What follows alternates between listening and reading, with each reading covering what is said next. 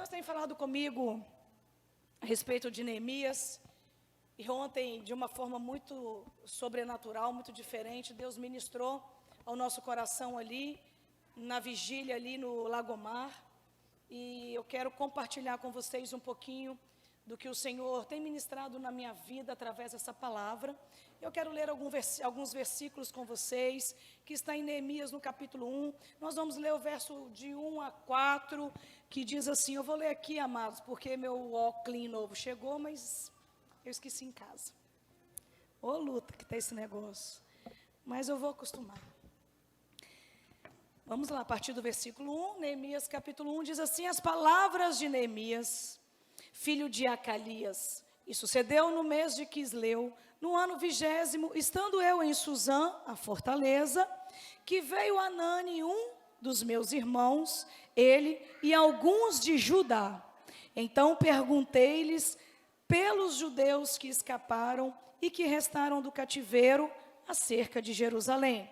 E disseram-me, os restantes que ficaram do cativeiro, lá na província, estão em grande miséria e desprezo. O muro de Jerusalém está fendido e as suas portas queimadas ao fogo. E sucedeu que, ouvindo eu estas palavras, assentei-me e chorei, lamentei por alguns dias. Estive jejuando e orando perante o Deus dos céus. Amados, a palavra do Senhor diz nestes versículos que Neemias estava em Suzã, a serviço no palácio do rei, ele estava na Pérsia. E diz a Bíblia que chegando o seu irmão, ele buscou saber como estava Judá, como estava o povo que estava no cativeiro, como estavam aqueles que eram da sua pátria, como estavam aqueles que moravam no seu país. E diz a Bíblia que quando ele ficou sabendo que Judá estava na miséria, diz a Bíblia que quando ele soube que os muros de Jerusalém estavam fendidos, e as portas de Jerusalém queimadas, a palavra do Senhor diz que Jeremias chorou, lamentou e jejuou. Eu fiquei muito impactada porque por várias vezes eu já li esse livro. Mas a palavra do Senhor, ela se renova a cada manhã. E o que me chamou a atenção é porque, mesmo estando a serviço no palácio, sendo participante, porque o cargo dele dentro do palácio não era qualquer cargo, sendo participante das coisas boas do rei, sendo participante das grandezas do rei, sendo participante das riquezas do rei, do conforto do rei, do conforto do palácio, ele buscou saber como estava Judá. E eu pude perceber quanto humilde Neemias era. Eu pude perceber que ainda que ele não estava em Judá, as suas raízes não tinham sido mortificadas. Eu pude perceber o quanto ele foi humilde, o quanto ele foi generoso, o quanto ele teve compaixão, o quanto ele foi patriota quando ele perguntou aonde estavam os seus. E eu falava esses dias com alguém, não me recordo com quem, que quando a gente sai do Brasil e nós vamos para os Estados Unidos, quando a gente senta numa rodinha de brasileiro, eles falam com boca cheia que o Brasil está falido, com gosto. E isso me deixa tão irada e tão irritada. Como que as pessoas têm desejo de fato de ver que o Brasil é uma nação falida para justificar a escolha de ter ido embora. Não tem um brasileiro que eu encontro nos Estados Unidos, que eu encontrei, que não falou com boca cheia, por causa das facilidades de um carro, de uma TV que se encontra no lixo.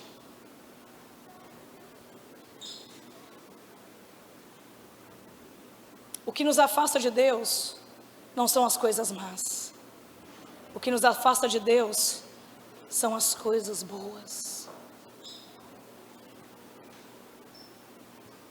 Porque de fato,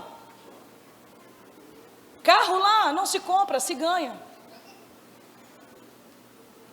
Mas nós falamos tão mal da nossa nação, que bem ou mal aqui nós temos um SUS,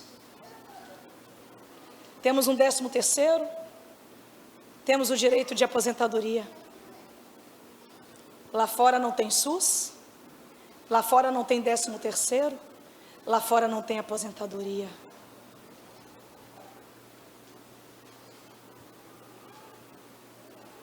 O problema não é você ir tentar a vida em outro lugar. Nós precisamos de ir quando Deus nos leva, para ser boca de Deus.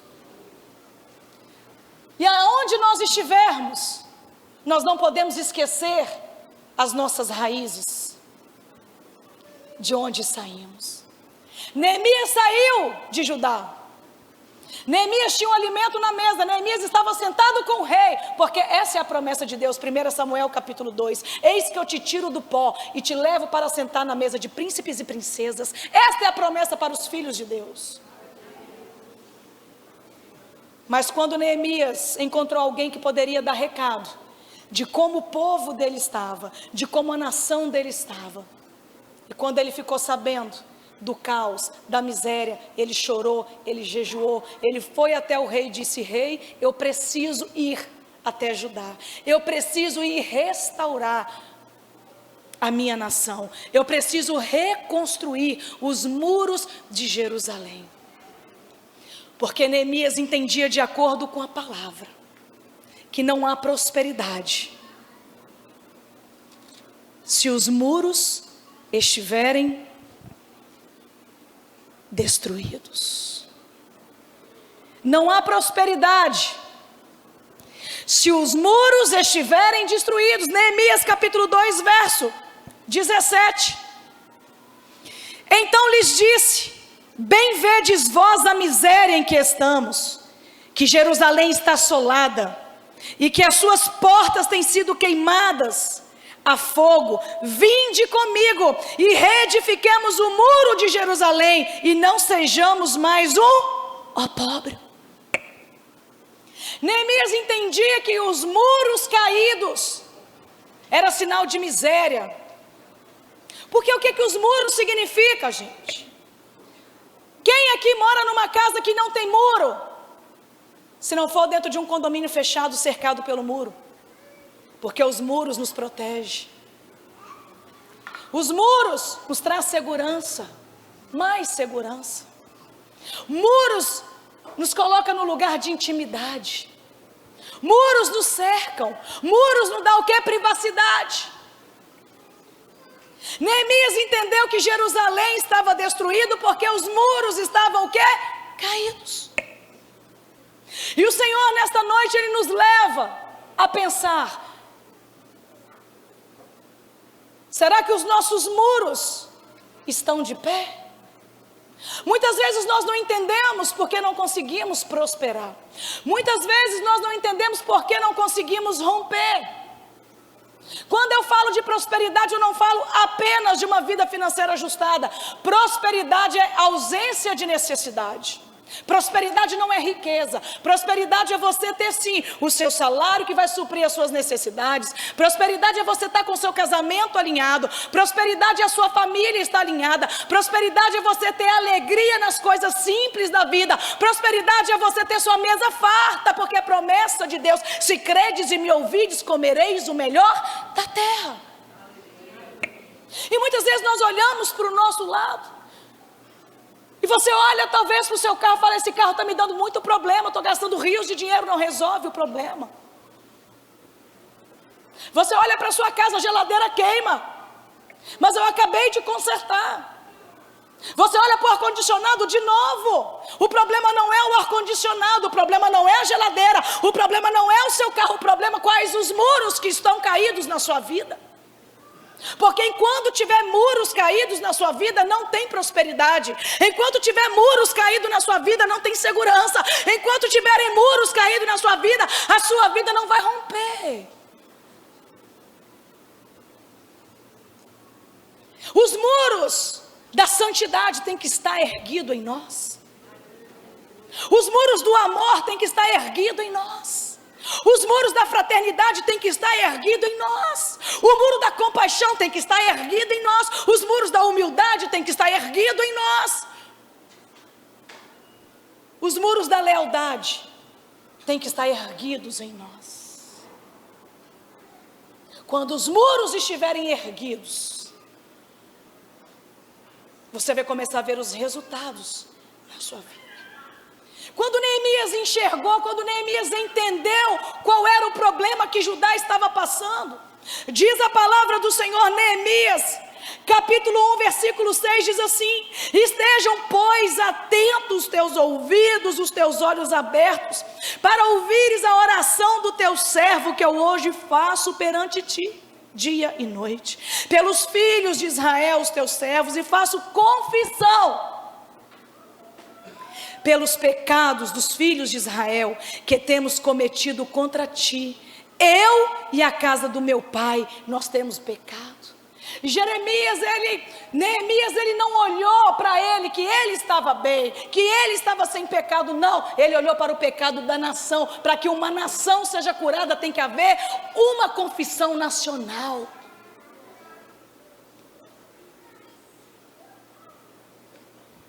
E Neemias entendia que para Judá a ser reerguido, ele precisava de confessar os pecados. E pecado, amados, muitas vezes nós confessamos os nossos pecados entre linhas. Ah, Jesus, perdoa os meus pecados, aquilo que eu fiz hoje, mas não fala nome. Neemias começou a dar nome aos pecados. Neemias disse assim, verso 7: de todo nos corrompemos contra ti, não guardamos os mandamentos. Quando ele diz não guardamos os mandamentos, quais são os mandamentos do Senhor? Não matará, não furtará, não adulterará, não trairá, não é? Amarás o teu próximo. Ele está dizendo, Judá te deixou, Judá adulterou, Judá está debaixo de idolatria, Judá não ama o seu próximo mais. Quando ele diz deixamos os mandamentos do Senhor, ele está confessando tudo aquilo que é mandamento de Deus. Judá fez ao contrário. Neemias começou a dar nome ao pecado de Judá.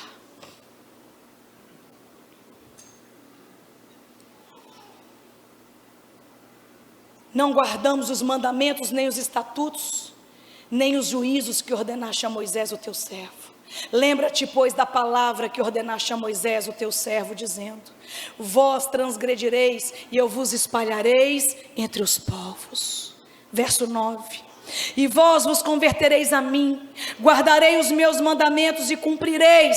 Então, ainda que os vossos rejeitados estejam na extremidade do céu, de lá os ajuntareis e os trareis ao lugar que tenho escolhido, para ali fazer habitar o meu nome. Neemias olhou para o povo e disse assim: não adianta eu vir aqui liberar uma palavra sobre vocês, não adianta eu vir aqui pregar mais para vocês. A ordem de Deus é: deixa o engano, deixa o pecado, deixa as suas transgressões, aí sim eu vou te trazer para perto novamente, e eu vou colocar o meu nome em você. E quando Deus coloca o nome dele em nós, quando Deus deixa a marca dele em nós, ah, querido, eu quero te dizer uma coisa: você entra debaixo da nuvem de glória. É por isso que Efésios capítulo 1, verso 12 e 13 diz assim. Efésios capítulo 1, versículo 12 e 13 diz assim: com o fim de sermos para louvor da sua glória, nós, os que primeiro esperamos em Cristo. Quem aqui espera em Cristo, levanta a mão. Todos aqui esperam em Cristo?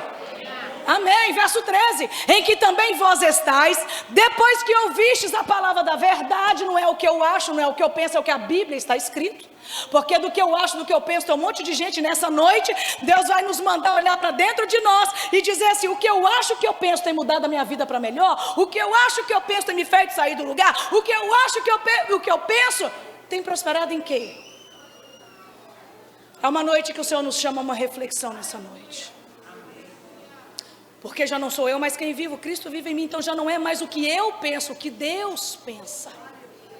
Então tem muita gente que ainda está estagnado no mesmo lugar, porque não olhou e disse assim: aquilo que eu faço até aqui me acrescentou em quê? Aumentou a minha fé, aumentou a minha intimidade com Deus, aumentou a minha prosperidade com meu relacionamento familiar, aumentou a minha prosperidade em todas as áreas da minha vida. Eu sou feliz, eu sou pleno, eu sou satisfeito.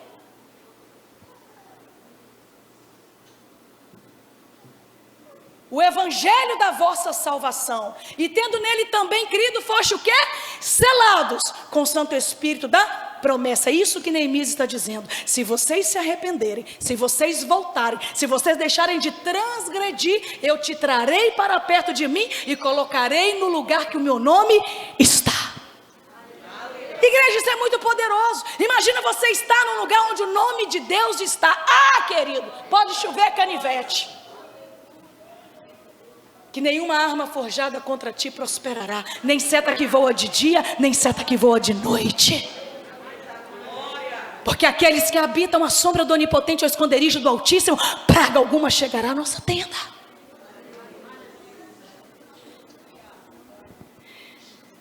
E ele diz que há restituição quando nos acheguemos a ele. É isso que ele nos promete. Se aproximar de Deus, ter o selo de Deus, significa restituição.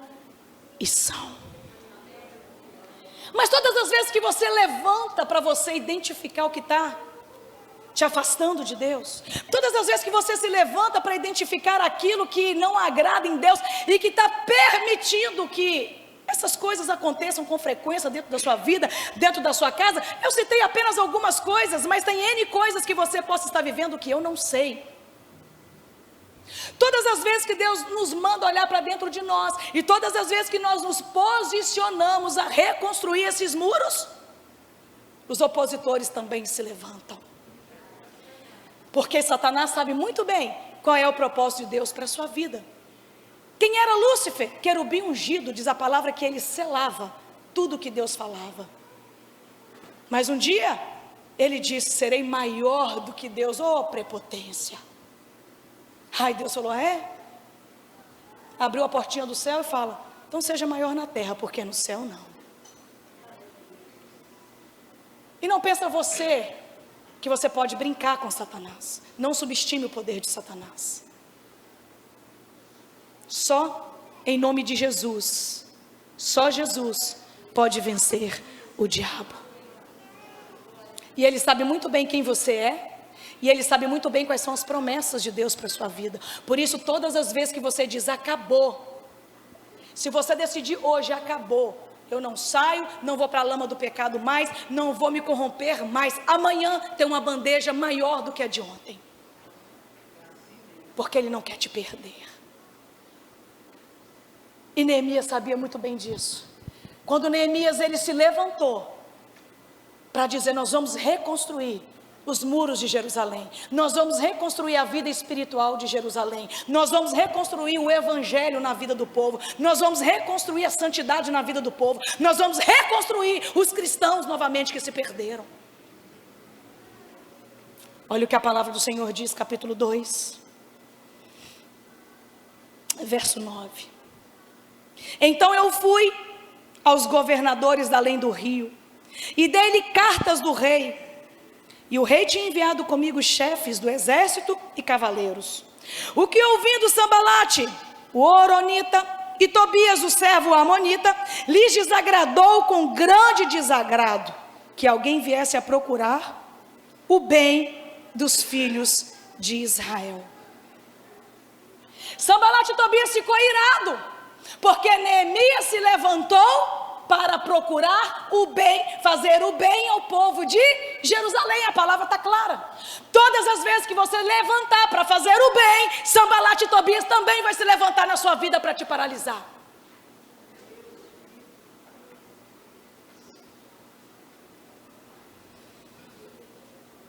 Verso 11. Cheguei a Jerusalém e estive ali por 3 dias. E aqui está uma chave. E de noite me levantei, eu e poucos homens. Cutuca essa pessoa que está ao seu lado, fala assim: não é com muita gente não. que você vai conseguir realizar seus sonhos, não. São poucas pessoas que querem sonhar com você. São poucas pessoas que querem te ver bem. Cuidado para quem você está contando os seus sonhos. Cuidado em quem você confia, porque o dia que você decepcionar, ele não vai ser tão bom para você assim mais.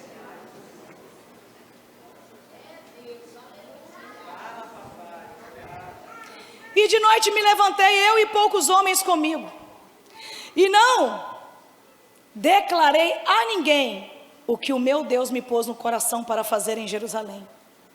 E não havia comigo animal algum, senão aquele que eu estava, o quê? Montado.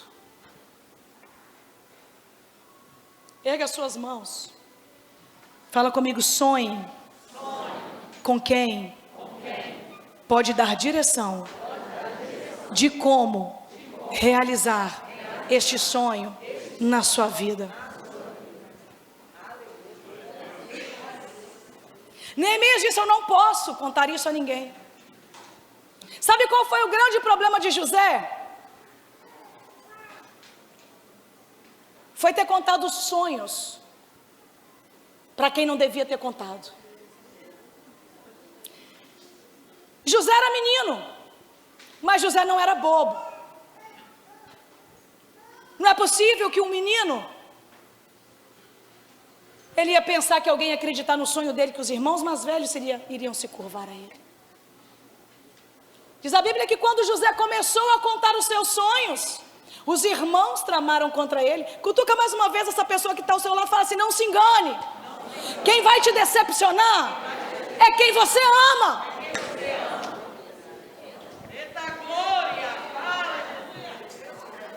Quem vai te decepcionar, quem vai causar dor em você é quem está do seu lado, porque quem está lá fora, quem não tem intimidade com você, quem você nunca ajudou, quem você nunca deu um prato de comida, não vai te ferir quando falar o que não deve. Ora, bacana e achou. Mas Deus nessa noite está dizendo mais uma vez: comece a andar com pessoas que aumentam a sua unção, que te levam mais para perto de Deus. Pare de andar com pessoas que querem te paralisar, porque sabe que você com Deus vai ser maior do que ele. Quem anda com Deus é maior. Quem anda com Deus é maior, não é de grandeza não, é maior espiritualmente, tem mais força para lutar. Não desiste dos sonhos falsos, vocês estão me entendendo? Não é maior de ser grande, orgulhoso, soberbo, não. É maior em Deus, na força de Deus, no poder de Deus, na unção de Deus, na visão de Deus. Por isso que a palavra do Senhor diz, eu preguei sobre isso há umas semanas atrás: aqueles que confiam e esperam no Senhor subirão com asas como águia. Por que asas como águia? Porque a águia tem uma visão de 360 graus. Porque a águia, querido, quando ela luta com a cobra, ela não luta na terra, ela pega e leva no ar, porque ela perde as forças. Deus manda dizer: pega o seu problema, pega aquilo que te machuca, pega aquilo que te afasta de Deus, pega aquilo que está rompendo o seu relacionamento com Deus, leva para o alto, entrega para Deus, que Deus vai te fazer voar mais alto. Arabacalabacharabandalabaçou.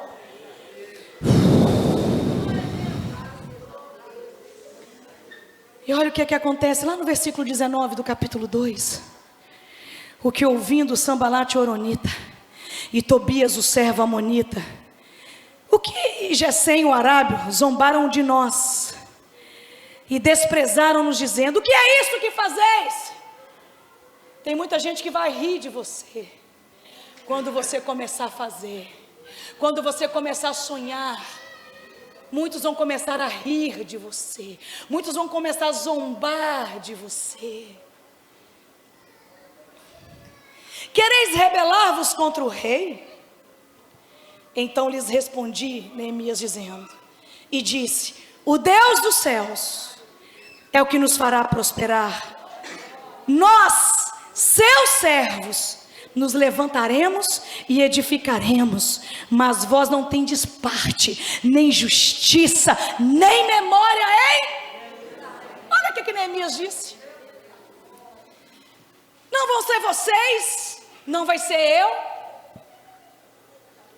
Não, é o Deus dos céus que nos fará prosperar junto com os servos. E vocês que estão rindo de mim, não vai ter parte nisso, não vai ter memorial nisso. Sabe o que o Senhor está dizendo através de Neemias? Quando você começar a refazer os teus sonhos, não olha para a direita, não olha para a esquerda, olha para o alto. Olha para o autor e o consumador da sua fé. Sabe por quê? Porque só quando nós estamos olhando para Jesus é que nós conseguimos caminhar no foco, na direção correta. Pedro, quando viu Jesus andar sobre as águas, Pedro olhou para Jesus e falou assim: eu quero. Vira para a pessoa que está ao seu lado e fala assim: querer todo mundo quer, coragem para fazer que não tem. Aí Jesus falou assim: é mesmo, Pedro? É, então venha. Diz a Bíblia que Pedro fez o quê? Olhando para Jesus. Mas quando ele olhou para baixo, para as águas, ele começou a afundar. Sabe o que é que o Senhor nos diz? Enquanto você olha para Jesus, você anda sobre as águas. Olhou para baixo, você começa a afundar. Olhou para quem está te acusando, você começa a afundar. Olhou para quem está falando mal de você, você começa a afundar. Olhou para quem não quer caminhar, você começa a afundar. Olhou para o exemplo de quem não está frutificando, você começa a afundar. Mas Neemias sabia para que ele tinha sido chamado.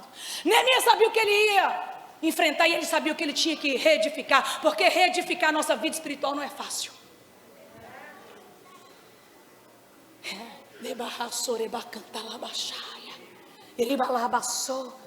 Tem muitas pessoas aqui nessa noite que já eram para estar vivendo os projetos e os sonhos.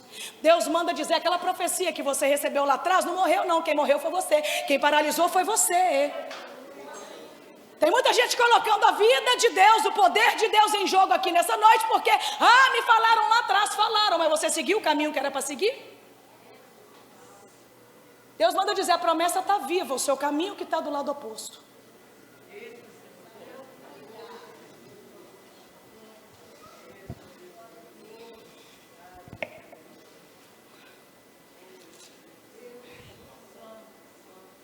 Aí Neemias começou a construir. E eu quero te dizer uma coisa: para toda a construção do muro você tem que fazer uma base forte. Para toda a construção de muro você tem que ter massa forte. Por isso que tem muita coisa que despenca aí. Porque usa o quê? Areia ruim, cimento ruim. Tem que ter cola. Tem que ter base. Tem que ter Deus. Tem que ter Jesus e tem que ter o Espírito Santo para a edificação desse muro. Não adianta tentar colocar qualquer coisa. Um diazinho no culto, um dominguinho, fui lá, adorei, minha semana está beleza, não? Isso daqui é só para você ouvir uma palavra. Mas a sua mudança está dentro das suas quatro paredes. Muro. Por isso a palavra do Senhor diz: entre no quarto e feche a porta. Chegou a hora de falar com Deus. Dobre o joelho e sinta a presença que toma todo. Você sabe aonde é? É dentro dos muros. Não tem como ter uma vida de adoração, de santificação, com os muros espirituais fendidos, as portas de entrada, o seu coração queimado pelas flechas de Satanás. Por isso ele diz: batei, abri-se-vos-á. Aí sim ele vai entrar. Deus quer restaurar a porta de entrada e de comunhão com a noiva dele nesta noite. E quando Neemias começou essa obra grandiosa, capítulo 4 diz assim, a partir do verso 1: e sucedeu que, ouvindo Sambalate que edificávamos o muro, ardeu em ira, indignou-se muito e escarneceu dos judeus. E falou na presença dos seus irmãos do exército de Samaria e disse: que fazem estes fracos judeus? permitisse-lhes a isto, sacrificarão, acabá-lo-ão num só dia, vivificarão dos montões do pó as pedras que foram queimadas. E estava com ele Tobias. Satanás nunca vem só, ele anda em bando. Quem anda em bando é pombo. A águia anda sozinho. Muitas das vezes. Quando ela se reúne com outros, é para alimentar os menores. Águia não se deixa ser influenciada pelas coisas más. Por isso ela pega a cobra e leva para o alto. Porque brigar com Satanás no chão é ser picado por ele. Ainda que estava com ele Tobias, o amonita, e disse: ainda que edifiquem, contudo, vindo uma raposa, derrubará facilmente o muro de pedra. Versículo 11. Disseram, porém, os nossos inimigos: nada saberão disto, nem verão, até que entremos no meio deles e o matemos. Assim faremos cessar o quê? A obra. Sabe o que Neemias está dizendo aqui? A revelação de Deus para a sua vida. O que nos faz tropeçar não são montanhas, são as pequenas pedras que machucam o pé. E muitas vezes você enfia o pé no prego e sai sangrando, mancando, porque você não viu. Sambalat Tobias disse: é fácil, vamos procurar uma brechinha, apenas uma brechinha, porque aonde essa raposa entrar, a gente acaba. Quem pegou? Quem está aqui, diga amém. Amém. Não são as coisas grandes que vai te derrubar. Deus essa noite está dizendo: aonde que está esse buraquinho que está paralisando a sua vida?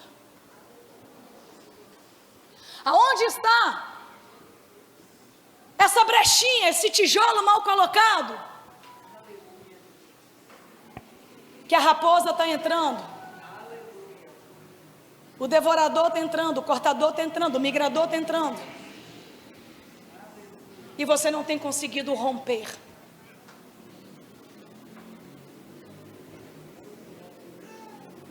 Versículo 14 do capítulo 4. Olhei, Neemias está dizendo: levantei-me e disse os nobres, aos magistrados e ao restante do povo: não temais, lembrai-vos do grande e terrível Senhor, e pelejai pelos vossos irmãos, pelos vossos filhos, vossas mulheres e vossas casas. Neemias olhou para o povo e disse assim: não pensem em recuar. Pior do que temer a eles, temem a mão do Senhor. Pior do que serem atacados por ele, é você cair na mão do Senhor. Deus está falando nessa noite. Pior do que abandonar algumas coisas, é você provar da justiça de Deus.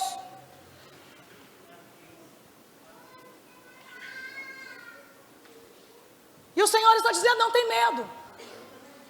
Não tenha medo de enfrentar a rejeição. Não tenha medo de muitas pessoas que são seus amigos deixar de ser os seus amigos, porque agora o muro está edificado. Não tenha medo de andar só, porque é quando estamos só que conhecemos verdadeiramente quem está perto de nós para nos ajudar.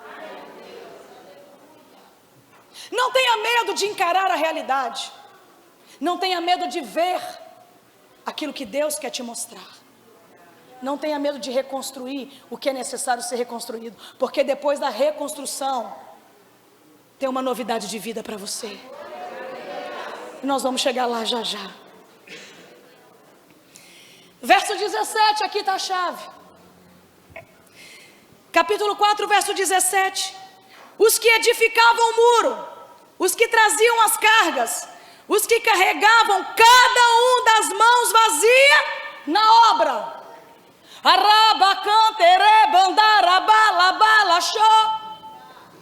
E a outra com a espada na mão. Deus manda dizer: uma mão na obra, mas a outra com a espada na mão. Deus manda dizer: uma mão na faculdade, a outra na espada. Uma mão na escola, outra na espada. Uma mão na empresa, outra na espada. Uma mão no hospital, a outra na espada. Aonde você for, tem que ter a mão na obra e a outra com a espada na mão. O que é espada? É a palavra. O que é espada? É a palavra de Deus. É o que te protege. Bispa, você é muito radical. Já ouvi isso muitas vezes. Mas é esse radicalismo que tem me protegido. São esses muros que tem me protegido. Mão na obra e outra na espada. Por isso, Judas, versículo 19 e 20 diz assim: em todo tempo, orai em espírito. O que é orar em espírito? É você e Deus. É você e Deus. Se entrar na sua empresa com a mão na obra e a outra na espada, rabaxou, derequetere, bandalabaçou, iribalabacandere,baxaia, arabandecandiai. Só por isso a palavra do Senhor diz que quem ora em língua, o diabo não pode ouvir. Sabe por quê? Porque é língua do céu e não da terra.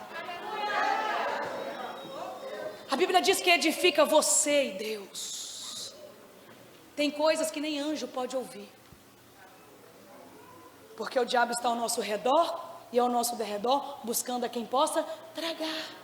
Tem coisas que você não pode falar, você só pode pensar. Por isso ele diz: ore em todo tempo em espírito. Sabe o que é isso? A mão na obra e outra na espada. Uma mão vazia está na obra, fazendo a obra, reconstruindo os muros, orando, tocando. Entra na sua empresa, unge a sua empresa, ora na cadeira do seu chefe, ora na cadeira do seu coordenador, ora na cadeira do seu supervisor, ora!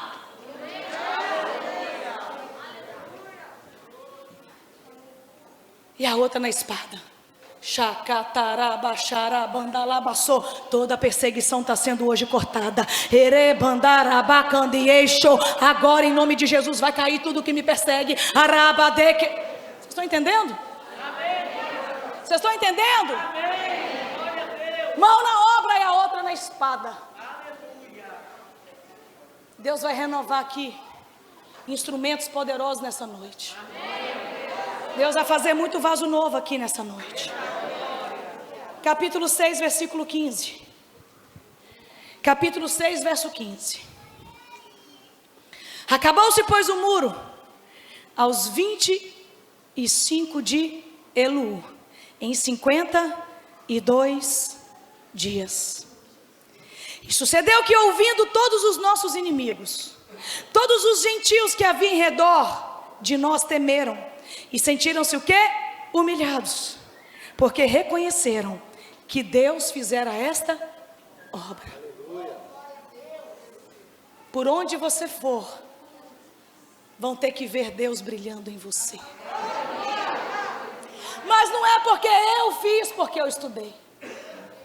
Neemias disse: reconhecerão que Deus fez esta obra, porque dele, por ele e para ele são todas as coisas. Não tente fazer nada por você. Não tente fazer nada que você pensa, que você quer, que você deseja. Deus nos respalda quando nós estamos na peleja por Ele. E Deus conhece as motivações do coração. Deus sabe direitinho as verdadeiras motivações do nosso coração. Hoje eu conversava com uma pessoa e ela repreendeu alguém aí, que eu não sei quem é, que eu não procurei saber nome, porque eu não sou dessas. Se Deus não me mostrou, porque o problema não é comigo. Que tem um tal de um TikTok aí, que o dia que Deus fazer TikTok na porta, a coisa vai estreitar. E ela falou assim: irmã, que TikTok, hein? Aí ela: a bispa não tem TikTok mesmo? A bispa vai te levar para o céu? Jesus tem TikTok não, filho. Mas a palavra do Senhor diz que os olhos do Senhor correm sobre toda a terra. Não precisa da bispa ver. O máximo que eu vou fazer, irmão, que coisa feia. Jesus se agrada disso não, hein? E aí, eu posso te pegar e te levar para o céu?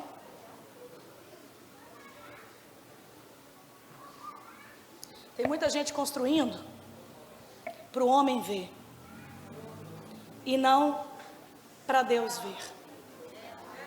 Mas eu quero te dizer algo: quando você permite que Deus reconstrua, estes muros na sua vida, eu quero que você fique de pé, que nós vamos ler esse resultado juntos. Você vai glorificar aí, você vai ficar de pé no seu lugar. Deus quer tratar com você nessa noite. Tem gente triste aqui, tem gente magoado aqui, porque parece que eu faço tudo do melhor, mas não me reconhecem.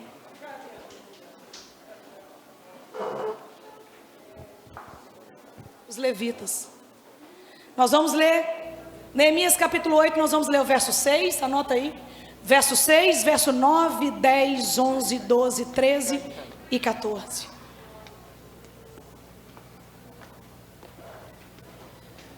Juntos, numa só voz, para que essa palavra fique guardada dentro do teu coração. 1, 2 e Esdras louvou o Senhor, o grande Deus, e todo o povo respondeu: amém, amém. Levantando as mãos, inclinaram-se e adoraram o Senhor com o rosto, com a boca no pó. Não, agora é o versículo 9, do 9 até o 14. Juntos?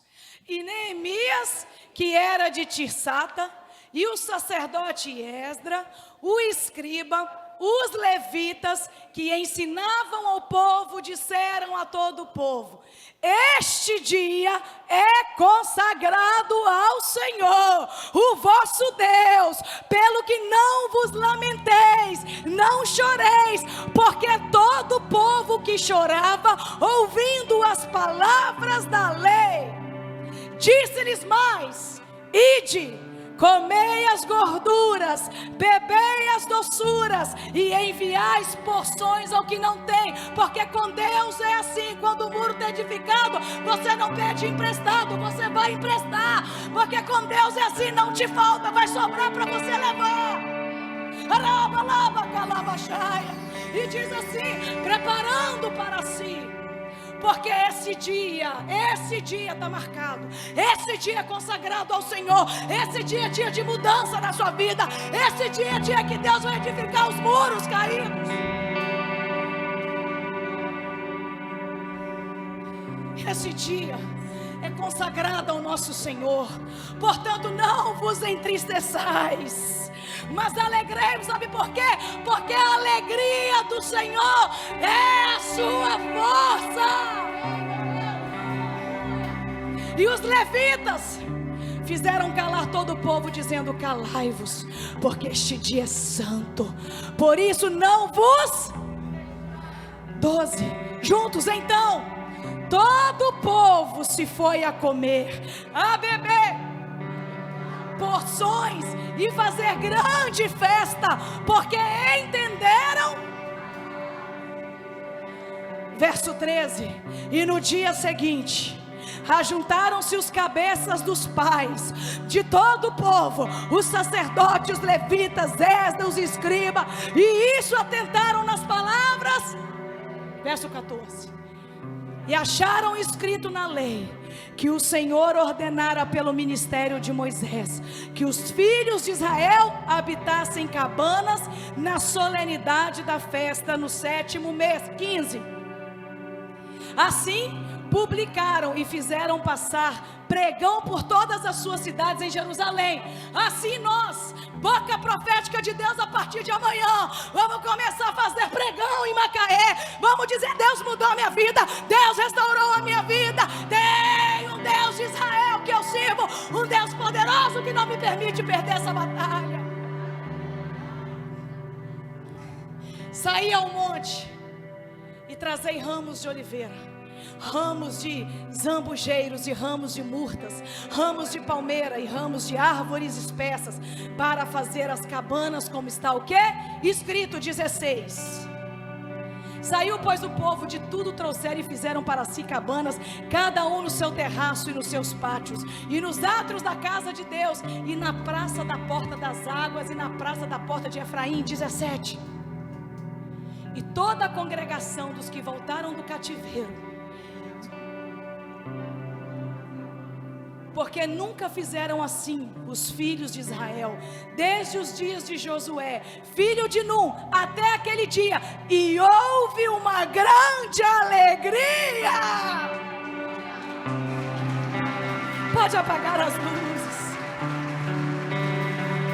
O povo se alegra quando os muros estão reconstruídos. O povo se alegra quando a vida espiritual está reconstruída. A cidade é mudada. O país é transformado. A nação é mudada. Quando um profeta se levanta para reconstruir muros.